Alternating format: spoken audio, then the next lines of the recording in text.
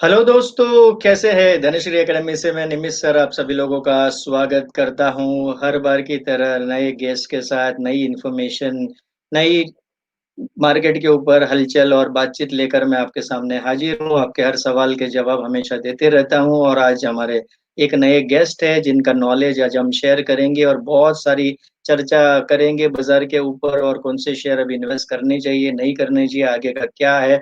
जे जितने भी आपके सवाल मुझ तक पहुँचे थे, वो सारे सवाल के जवाब मैं आज हमारे नए गेस्ट से लेने वाला हूँ, जो बहुत ही फ़ेमस है और बाज़ार में आप उनको काफ़ी बार देखते होंगे। नेशनल चैनल पर और काफ़ी उनका नाम है बाज़ार में और उनके रिकमेंडेशन भी बहुत अच्छे रहते हैं। आप सभी उनको जानते हो और बहुत ही फ़ेमस है और आज के हमारे गेस्ट हैं मिस्टर सिद्धार्थ सेदानी जी और Siddharth Sedani ji national head equity advisory for Anand Rathi पिछले 15 साल से है और 15 साल से ज़्यादा वक़्त का उनका मार्केट का एक्सपीरियंस है और उन्होंने मार्केट की जो इक्विटी बास्केट एडवाइज़री सर्विस जो है उन्होंने वो शुरू की थी और उसमें उनका बहुत ही अच्छा रिस्पॉन्स है उनको और आप उनको देखते होंगे कि नेशनल टीवी जितने भी बिज़नेसेस चैनल है जैसे जी बिज़नेस पे हमेशा लगातार आप उनको देखते होंगे, सीएनबीसी पे आप हमेशा देखते होंगे, ईटी नाउ, रिपब्लिक टीवी और business TV business TV today और बिज़नेस वर्ल्ड, इकोनॉमिक टाइम्स वगैरह में भी इनके काफ़ी आर्टिकल्स आपने पढ़े होंगे। तो आज हमारे साथ हैं हमारे शो पे निमित सर शो में सिद्धार्थ शेदानी जी और सिद्धार्थ शेदानी जी का मैं स्वागत करता हूँ आज के शो में। सिद्धार्थ जी आपका स्वागत है। Welcome to our show. Thank you for getting me on your show Nimish ji. नमस्कार सभी को। नमस्कार, नमस्कार सिद्धार्थ जी। आज मुझे आपसे बात करने के लिए बहुत ही अच्छा लगेगा और बहुत सारी इन्फॉर्मेशन मैं आज आपसे लेने वाला हूँ। बाज़ार के बारे में हम लोग अपडेट करेंगे और थोड़ा-सा मैं आपको ऐसे सवाल भी पूछूँगा जो थोड़ा-सा डिफ़िकल्ट होगा। आपके लिए तो बहुत आसान है बट हमारे जो व्यूअर्स होते हैं उनके लिए डिफ़िकल्ट होता है। तो ऐसे डिफ़िकल्ट सवाल भी जो उनके मेरे तक पहुँचे वो सारे सवाल मैं आज आपसे पूछने वाला हूँ और मुझे बहुत ही अच्छा लग रहा है कि आज हमारे शो पर आए और हमारे शो की शोभा बढ़ाई। So I am very happy. Thank you Siddharth ji. तो सबसे पहला मेरा सवाल ये आता है कि आप सर ये बाज़ार में कैसे आए? कैसे इस बाज़ार को आपने चुना? एक्सीडेंटली आ गए या पहले से इस बाज़ार में थे या आपके परिवार के लोग थे या आपको कुछ पैसे के अट्रैक्शन से आ गए या बाज़ार के बारे में बेसिकली ऐसा क्या होता है? ज़्यादातर लोग मैंने मेरे करियर में देखे हैं कि ऐसे लोग आ गए कि वो कहीं जॉब करते थे या उनको पैसे की बहुत अट्रैक्शन थी कि बाज़ार में बहुत पैसा मिलता है, बहुत ईज़ी मिलता है और एक ट्रेडिंग करके मैं 2-4 लाख रुपए कमा लूँ, ये कर लूँ, वो कर लूँ। उस एक्साइटमेंट में बेसिकली ज़्यादा लोग बाज़ार में आते हैं। तो सर हमारे दर्शक जानना चाहते हैं कि आप कैसे आए बाज़ार में और आप कैसे शुरुआत की? जी बिल्कुल निमिष सर। निमिष जी, आज ऐसा है कि आज का दिन बहुत अच्छा है कि आज आपसे मुलाकात हुई, आपसे बातचीत हुई। बिल्कुल। जर्नी जहां से स्टार्ट की हमने, जर्नी मैं सन 2000 में ग्रेजुएट हुआ 2004 में। और उसके पहले से ही मैं मार्केट में कुछ ना कुछ अपने लिए ट्रेड वगैरह करता था, इन्वेस्टमेंट करता था। खुद से ही, खुद के लिए ही। बहुत कुछ नॉलेज नहीं थी, हाँ, थोड़ी बहुत ऊपर ऊपर से थोड़ी बहुत खबर खबर वगैरह थी। तो वो सब करते करते मैं बहुत कुछ सीखा हूं, नुकसान किया है। जी हाँ, मैंने नुकसान भी किया है। बहुत जन कहते हैं कि सर बाजार में ऐसा है कि कमाना ही कमाना है, खोना कुछ नहीं है। तो ऐसा नहीं है, खो के बहुत कुछ सीखा है, नुकसान भी किए हैं। उसके बाद मैंने पोस्ट ग्रेजुएशन अपना किया पुणे से। और पोस्ट ग्रेजुएशन जब मैंने पुणे से किया मेरा एमबीए, तब जो मैंने वहां पे मेरे पोस्ट ग्रेजुएशन के टाइम पे पहले ही महीने में, फर्स्ट मंथ ही मैंने एक वहां पे जैसे अपने बैचमेट होते हैं ना, बैचमेट के साथ और उसके सीनियर्स और स्कूल के जितने भी फैकल्टीज, डीन्स, प्रिंसिपल्स, सभी को मिला के मैंने एक बहुत बड़ी हिम्मत की। और वो जो हिम्मत की कि मेरे कॉलेज के पहले ही महीने मैंने स्टॉक मार्केट पे प्रेजेंटेशन कर दी और मैंने दावे से कह दिया, हालांकि उतना प्रिपेयर्ड नहीं था, बट मैंने दावे से कह दिया कि सभी आइए, सभी ऑडिटोरियम भरिए और मैं प्रेजेंट करूं। हालांकि मैंने कह तो दिया, एक हफ्ते का टाइम भी लिया मेरे डायरेक्टर से, मेरे डीन से, और उन्होंने कुछ मेरे ऊपर विश्वास रखा और उन्होंने भी हिम्मत जगाई। उन्होंने भी कहा जरूर। और वो जो पहला महीना था जहां पे मैंने स्टॉक मार्केट पे इतना प्रेजेंटेशन किया, मेरे को वहां से एक स्पार्क आया, एक स्पार्क आया। और वो स्पार्क जो आया, वो मुझे ले गया कि ये फील्ड जो है यहाँ पे काफी आगे बढ़ने जैसा है, और यहाँ पे काफी धूम मचाने जैसा है, सीखने जैसा है। और इससे सीखने में ये एक ऐसी फील्ड जो मुझे लगी तब कि इसमें सीखना कभी खत्म ही नहीं होगा। ओह! तो ये देखते हुए मुझे लगा कि ये फील्ड में जाते हैं। पोस्ट ग्रेजुएशन के बाद कहीं ना कहीं जॉब से शुरुआत की, और जॉब करते करते करते आज हम सीखते सीखते यहाँ पे पहुंचे हैं, और अभी भी सीख रहे हैं। इसीलिए मैं कहता हूं I am student of equity. Good, good, good. Siddharth ji, बहुत अच्छा कहा कि कॉलेज के वक़्त से ही आपकी ये शुरुआत हुई और बहुत अर्ली ये हुआ होगा और अभी भी आप सीख रहे हैं, ये बहुत बड़प्पन है आपका कि इतना 15 साल का एक्सपीरियंस होने के बाद भी आप कह रहे हैं कि मैं सीख रहा हूँ और बाज़ार जो है वो ये बहुत अच्छी बात है कि यहाँ पे लर्निंग मोड में हमेशा रहना चाहिए, तो हमेशा आप मुनाफ़े में रहोगे और आगे बढ़ोगे और जो सोचता है कि मैं चाणक्य हूँ, एमबीए हूँ, मुझे सब आता है, तो शायद उसको बाज़ार आगे जाके पैसा कमाने की अपॉर्चुनिटी कम कर देता है, ऐसा मैंने लोगों से सुना है, विद्वान लोगों से। सो बहुत अच्छा कहा और आजकल मैं मीडिया में भी देखता हूँ कि आपके जो फार्मा सेक्टर, केमिकल सेक्टर पे बहुत अच्छी पकड़ है और आप मीडिया में भी बार-बार बताते जा रहे हो, बहुत अच्छे-अच्छे शेयर्स और बहुत कहते हैं ना कि एक चुनिंदा पकड़ है आपकी फार्मा और केमिकल सेक्टर की ये जो थीम पे और काफ़ी दिनों से ये थीम चल रही है और आपने बहुत सही वक़्त पे और सही टाइम पे पकड़े और शेयर्स भी ऐसे वक़्त पकड़े कि जो बहुत ही बॉटम के करीब थे और वहाँ से अच्छे खासे बाउंस भी हुए। तो सर ये थीम वगैरह फार्मा की, केमिकल की आपने कैसे पकड़ी, कैसे शुरुआत की, उसके बारे में कुछ ऑडियंस को बताइए? जी बिल्कुल निमेश जी, फार्मा और केमिकल, स्पेशली स्पेशलिटी केमिकल, इसमें हमारी पकड़ बहुत स्ट्रांग हो गई। ये आज से नहीं, ये पिछले 2 साल से है। आज इसका क्या बोलते हैं कि मेहनत करने का अब उसका फल बाहर आया है कि स्टॉक में परफॉर्मेंस का फल हमें नहीं, हमारे जितने भी क्लाइंट्स है, हमारे साथ जुड़े हुए क्लाइंट्स है, उनको मिल रहा है।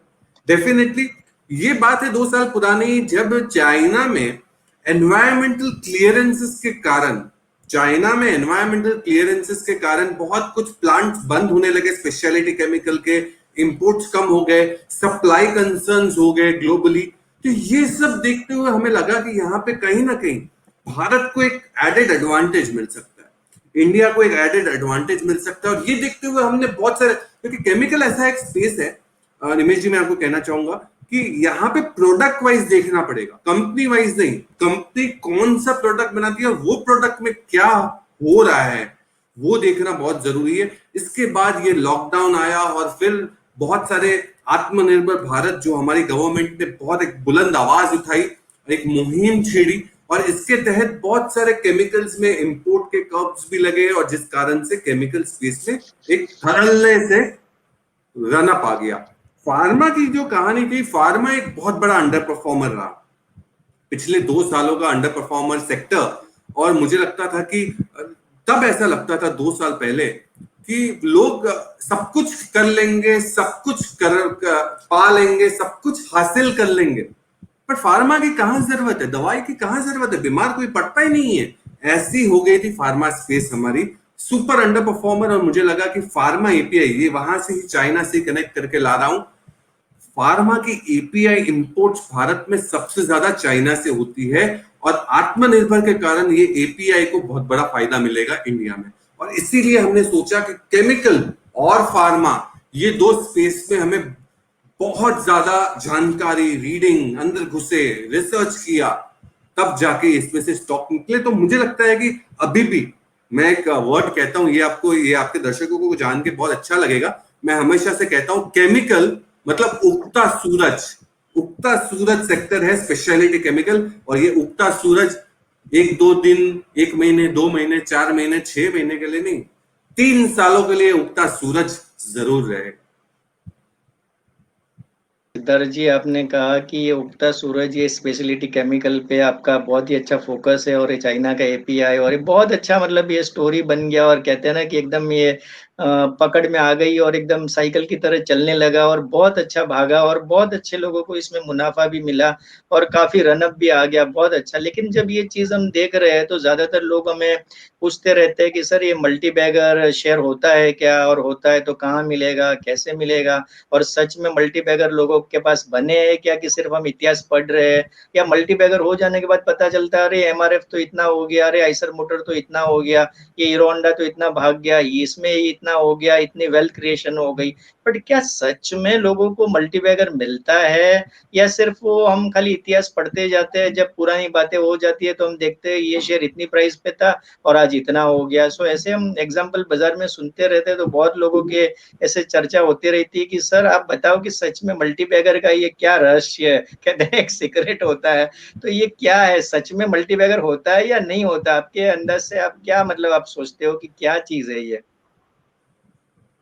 बहुत सटीक क्वेश्चन है आपका निमेश जी। बिल्कुल मल्टी बैगर होता है, बट क्या मल्टी बैगर जब चुनते हैं हम स्टॉक तब क्या पता होता है कि ये मल्टी बैगर हो जाएगा? जी नहीं, ये नहीं पता होता है। ये मल्टी बैगर कैसे बनता है? मल्टी बैगर आपको एक ही चीज से बनेगा, अगर सही कंपनी चुनी और पेशेंस, धैर्य, धीरज रखना है, और धीरज आपको लंबे समय के लिए रखोगे तभी मल्टी बैगर प्रूफ होगा। बहुत बार ऐसे जन लोग कहते हैं, हमारे साथ एक्सपीरियंस भी हुआ है कि साहब मल्टी बैगर दे दीजिए ना। पर एक चीज मैं कह दूं, मल्टी बैगर के लिए बहुत बार ऐसा होता है, वो ऐसी मिड कैप स्मॉल कैप कंपनियां लेने के बाद आपको 50% नीचे भी आपको देखना पड़ सकता है। वो धैर्य रखना पड़ेगा कि कुछ भी हो जाए, 20% नीचे आ जाए, 50% नीचे आ जाए, तो भी मैं बना रहूंगा इसी स्टॉक के साथ। क्यों?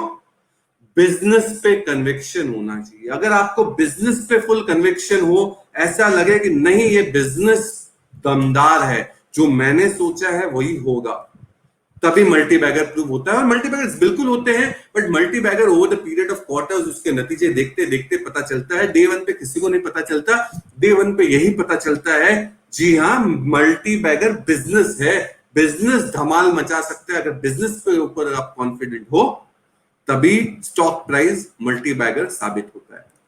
बहुत अच्छा कहा सिद्धार्थ जी कि मार्केट में सच में मल्टी बैगर होते हैं, और मल्टी बैगर बिजनेस को देखना चाहिए न कि कंपनी को। और कभी कभी ये छोटे जो small cap mid cap mid cap में बातें की, वो कभी कभी नीचे भी चले जाते हैं, लेकिन वो आपके पास धैर्य होना चाहिए। और ये जो पैसा बनाना है, वेल्थ क्रिएशन करना है, वो धैर्य का काम है, पेशेंस का काम है। और अगर आप धैर्य नहीं रखेंगे, पेशेंस नहीं रखेंगे, तो आप पेशेंट भी बन सकते हैं। और अब इस तरह जो अभी वातावरण भी चल रहा है, सो पेशेंट भी बढ़ रहे हैं पूरे इंडिया में और वर्ल्ड में।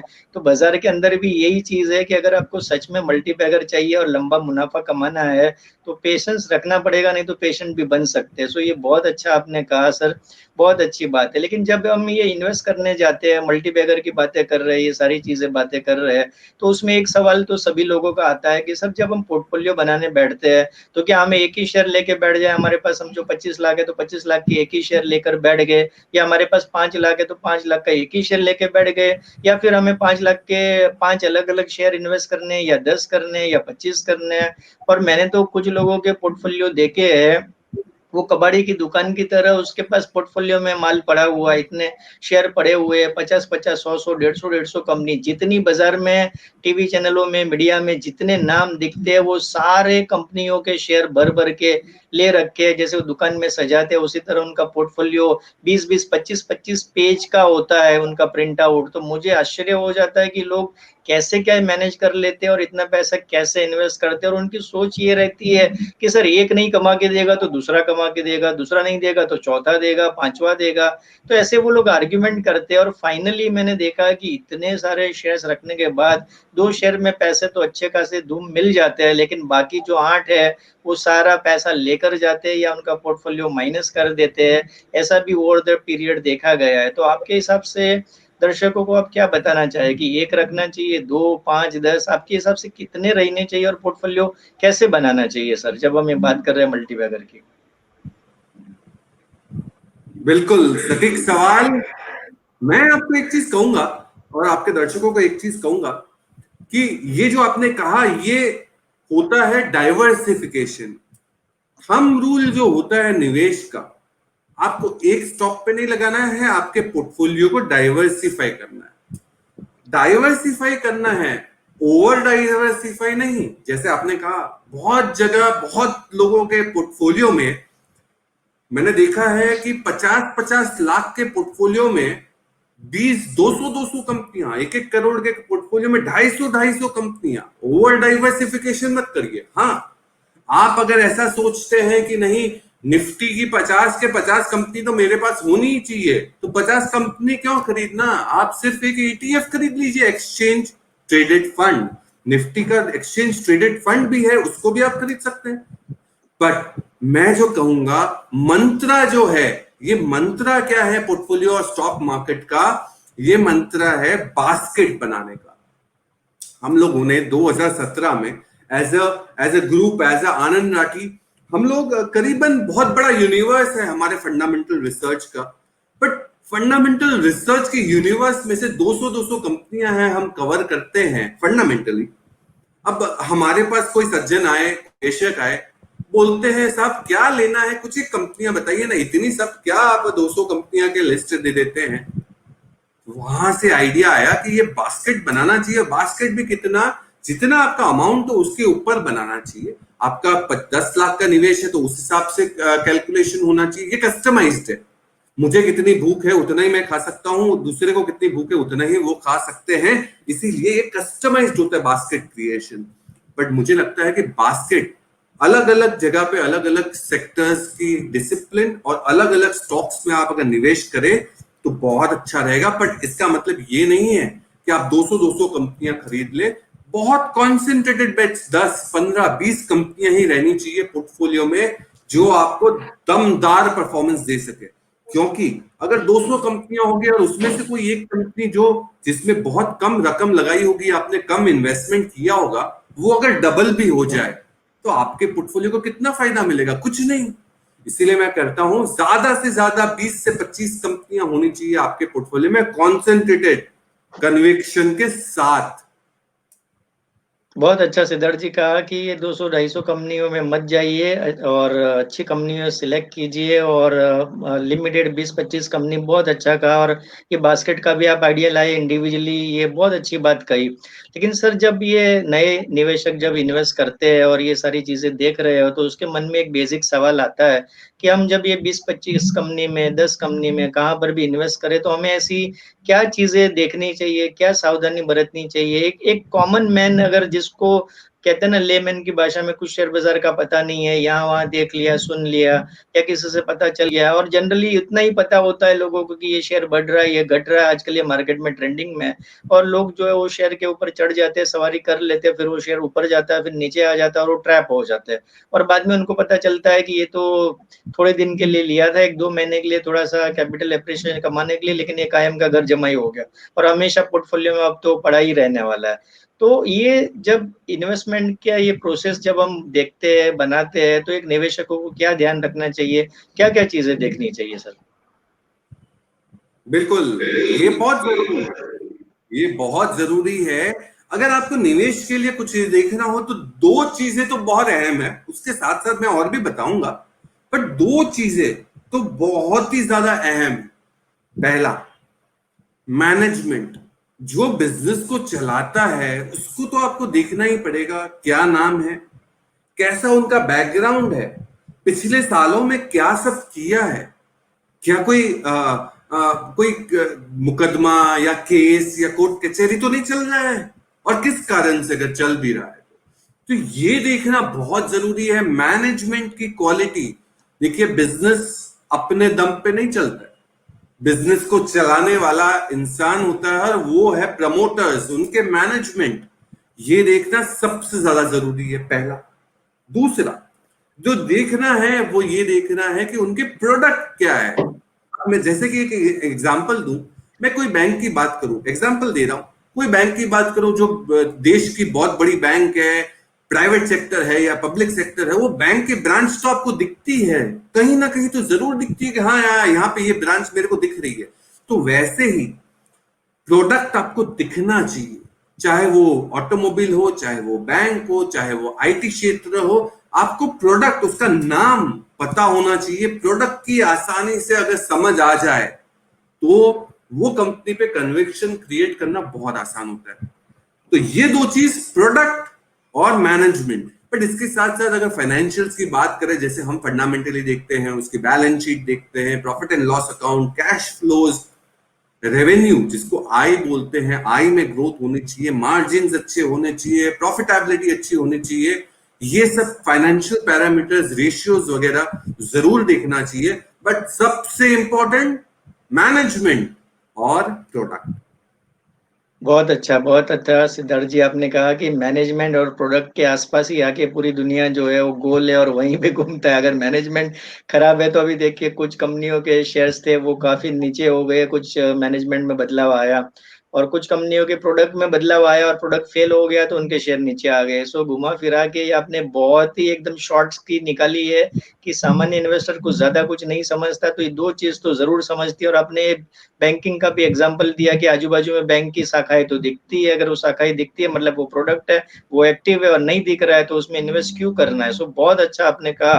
बट सर अभी ये जो कोविड-19 चल रहा है, पेंडेमिक चल रहा है, ये सारे लोग जो अभी परेशान है और सारे जीडीपी नीचे जा रही है, इकोनॉमी डाउन है, लोगों के रोजगार छूट रहे हैं, जॉब नहीं है, पे नहीं हो रहा है, बहुत सारी पिछले 100 साल में ऐसी प्रॉब्लम लोगों ने देखी नहीं होगी, जो अभी अभी अभी पिछले 20-25 साल में जिन्होंने जन्म लिया है, जो अभी के लेटेस्ट बच्चे हैं उस तरह के 20-30-40 के आसपास अंदर है, जिन्होंने 60-70 साल के हैं उन्होंने कुछ ना कुछ इस तरह के देखे होंगे पेंडेमिक। बट ये जो 35-40 के लोग हैं या 20 साल के लोग हैं, शायद उन्होंने ये जो अभी दौर चल रहा है वो नहीं देखा होगा, और इतना बुरा दौर उनके ऊपर अभी आ रहा है, ऐसा उनको फील हो रहा है, और वो महसूस कर रहे हैं कि इतना बुरा वक्त कभी आया नहीं था उनके लाइफ में जब से वो बॉर्न हुए पिछले 20-25 साल 30 साल में।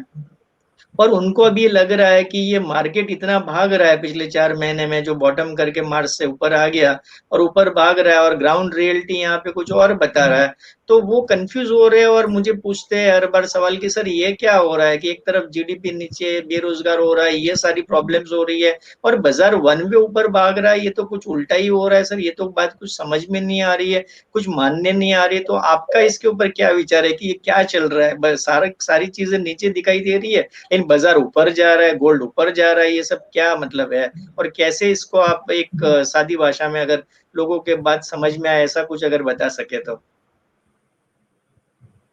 बिल्कुल, आपके दर्शक बहुत खुश होंगे आपके क्वेश्चन से, और इसका जवाब जरूर दूंगा। बट थोड़ा सा हिस्ट्री में जाऊंगा, थोड़ा सा इतिहास में जाऊंगा।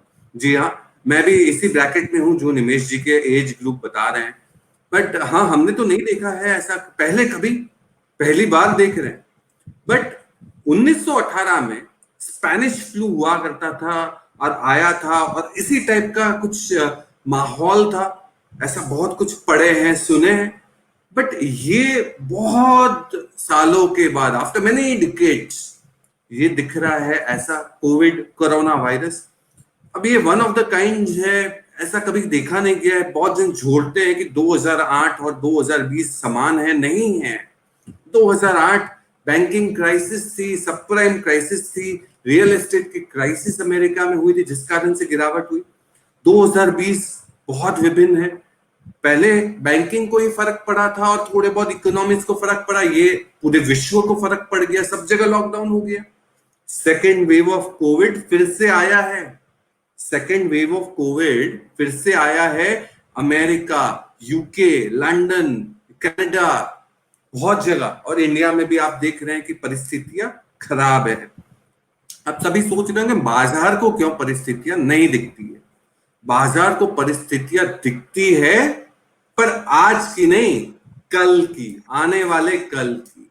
बाजार हमेशा फ्यूचर देखता है, बाजार कभी आज नहीं देखता और उसको डिस्काउंट करता है। तो मुझे लगता है कि आने वाला साल मतलब 2021 या फाइनेंशियल ईयर 22, उसको बाजार देख रहा है। उधर कितनी ग्रोथ या कितना बाउंस बैक या कितनी बढ़ोतरी होगी जीडीपी में, क्योंकि ये साल में तो जीडीपी नेगेटिव होने वाला है जैसे आप देखते हैं।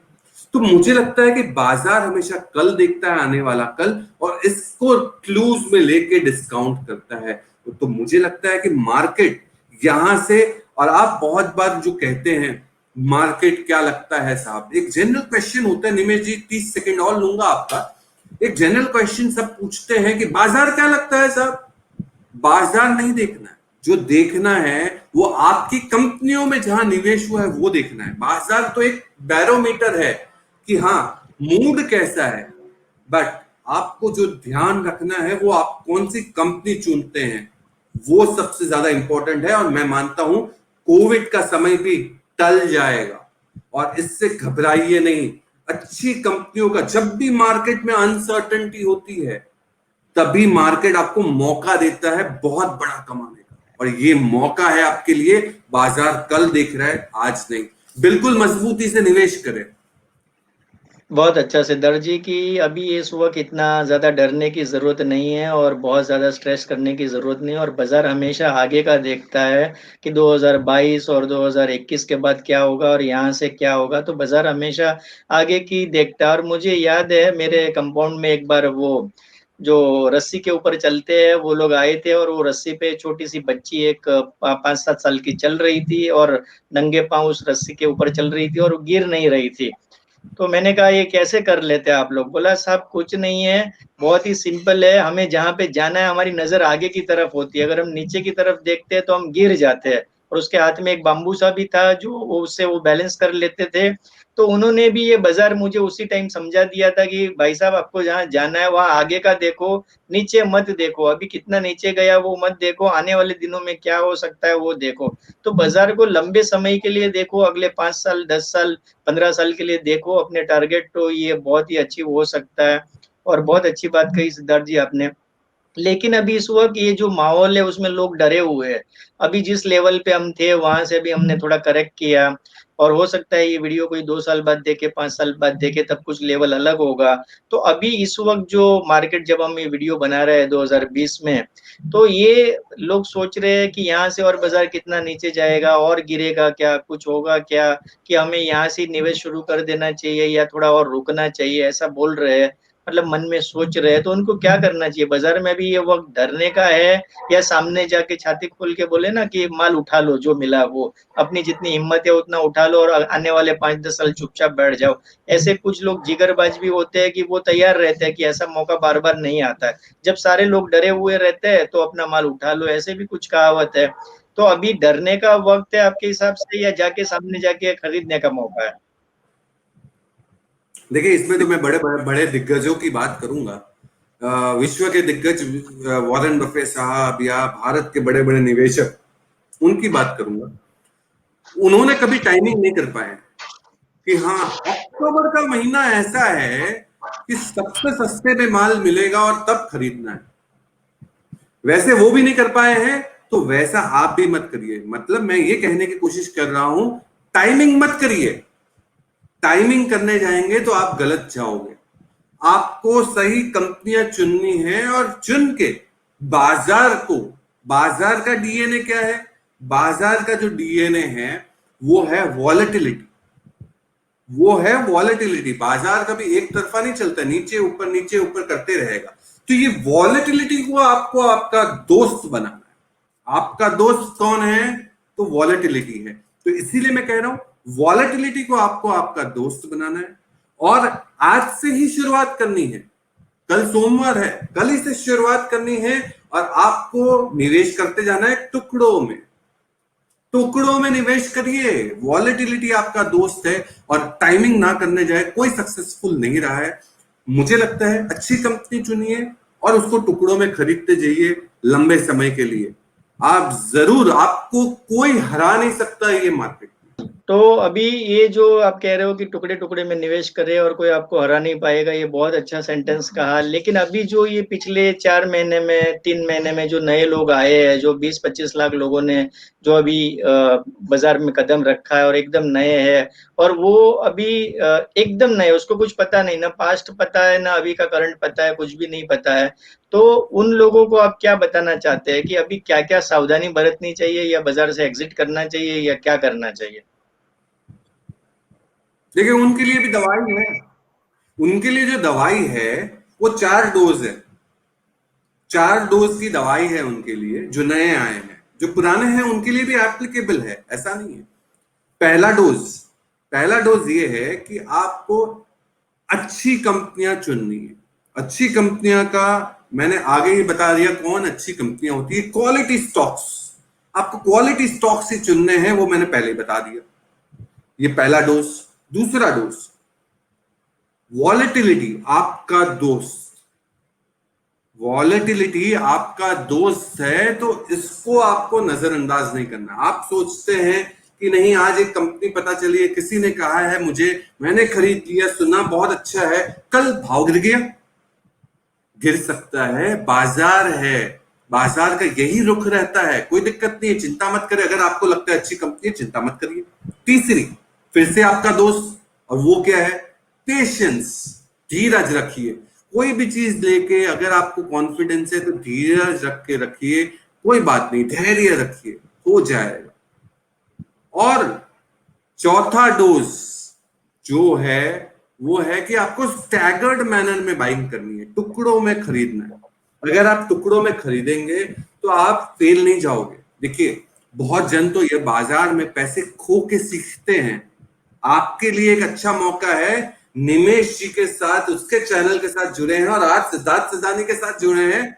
आप तो ये सीख के ही आप एकदम सक्सेसफुल हो सकते हैं, आपको खोने की जरूरत नहीं है, अगर ये 4 डोज बाजार का आपने अगर ले लिया। बहुत अच्छा सिद्धार्थ जी कहा कि 4 डोज़ जो है वो लेने चाहिए। नए लोग जो नौसिखिया है, जो अभी-अभी जॉइंट हुए हैं, बाज़ार में आए हुए हैं, कभी उन्होंने बाज़ार आगे-पीछे नहीं देखा, सो बहुत अच्छा आपने कहा।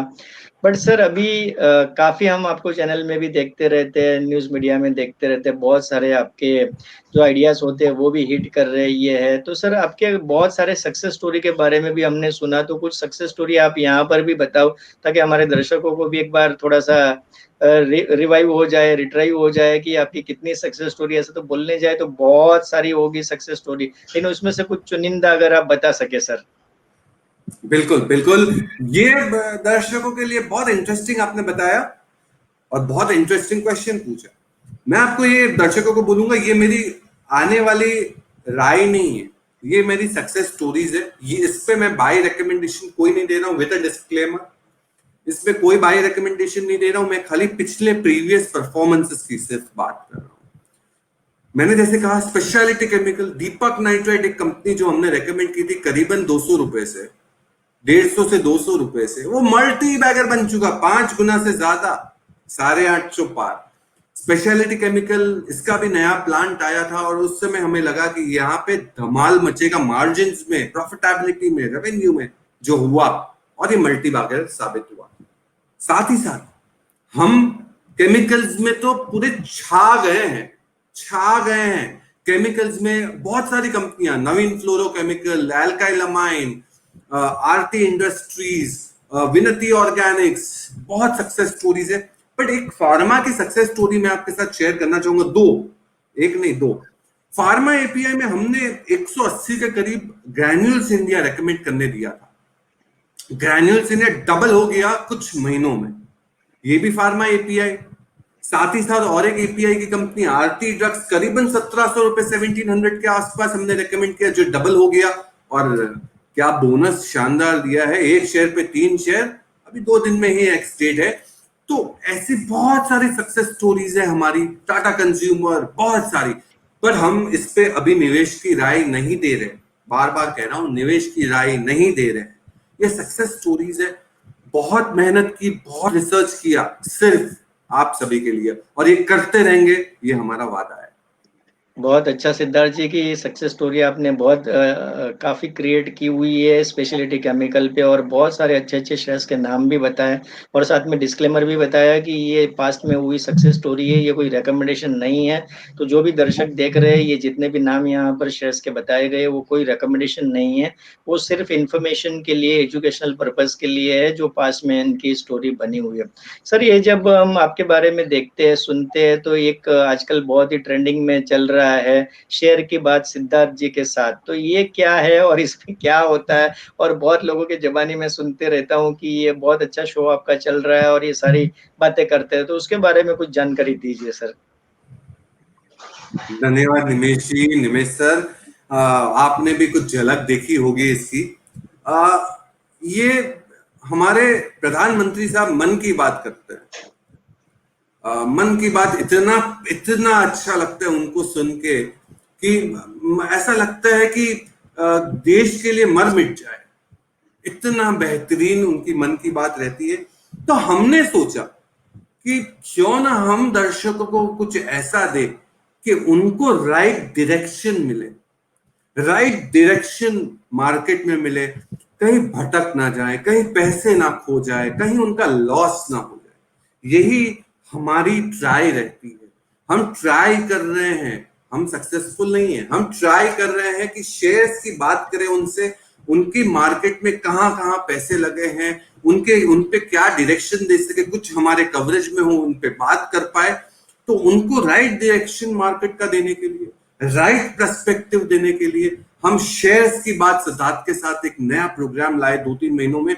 करीबन 6 लाख, उससे भी ज्यादा लोगों के साथ जुड़ चुके, और मुझे लगता है कि ये 6 लाख 60 लाख बहुत जल्द पलक झपकते हो जाएंगे। और मैं मानता हूं कि मैं जितना ट्राई कर पाऊं, सिर्फ मेरे जितने भी दर्शक हैं आज भारत में जो निवेश करना चाहते हैं, जो नए आए हैं, जो पुराने हैं, जुड़े, हम राइट डायरेक्शन, राइट पर्सपेक्टिव और साथ में हाथ पकड़ के चलेंगे तो मार्केट में शायद सक्सेस मिल जाएगा, मार्केट में एक अच्छा सक्सेस स्टोरी बना ले। तो ये साथ में हाथ पकड़ने का आपका और हमारा यही है मौका, शेयर्स की बात सिद्धार्थ के साथ में। और इसी के साथ हम मानते हैं कि ये मार्केट में अगर आपको सक्सेसफुल बनना है तो कुछ ना कुछ डिसिप्लिन की बहुत जरूरत है, जो शेयर्स की बात सिद्धार्थ के साथ में आती है। थैंक यू सिद्धार्थ जी, बहुत अच्छा कहा और आज हमारे शो पे आए और हमारे शो की शोभा बढ़ाई और बहुत सारी विस्तृत जानकारी दी इन्वेस्टर ट्रेडर को, पोर्टफोलियो, बास्केट और ये पेंडेमिक के बारे में भी चर्चा हुई। नए लोग जो आए उनको क्या करना है, सो बहुत सारी विस्तृत जानकारी दी आपने। जितने भी सवाल मेरे दर्शक के मुझ तक पहुंचे थे वो सारे सवाल मैंने लिए और आपको थोड़ी सी परेशानी करी कि जो भी सवाल आपके विचार लिए, बट ये उद्देश्य एक ही रहता है कि गेस्ट को थोड़ा परेशान करके ज्यादा से ज्यादा नॉलेज मैं उनसे ले लूं, यही मेरा उद्देश्य रहता है, ताकि ऑडियंस को ज्यादा से ज्यादा मैं शेयर कर पाऊं और ज्यादा से ज्यादा बातें कर पाऊं। हाँ जी सिद्धार्थ जी। जी, एक छोटी सी बात कहना चाहता था 10-20 सेकंड की। निमेश जी, आप जो काम कर रहे हो, आप जो कार्य कर रहे हो लोगों तक पहुंचने की, ये बहुत ही अच्छा कार्य है और आपको जितनी ब्लेसिंग मिले उतनी कम। और मैं मानता हूं कि आप जितने ज्यादा लोगों के साथ पहुंच सके और हमारी आवाज पहुंचा सके, इसी का कार्य करें। और भी आवाज के साथ जुड़ना हो तो शेयर्स की बात सिद्धार्थ के साथ डेफिनेटली जुड़ सकते हैं। बट मैं बहुत बहुत बधाई दूंगा आपको, जिस हिसाब से आप अपनी बातें पहुंचाते हैं और इंटरव्यूज करते हैं, लाजवाब। Thank you Siddharth ji, thank you. Show पे आने के लिए धन्यवाद। Thank you Siddharth ji, thank you. धन्यवाद, नमस्कार। नमस्कार।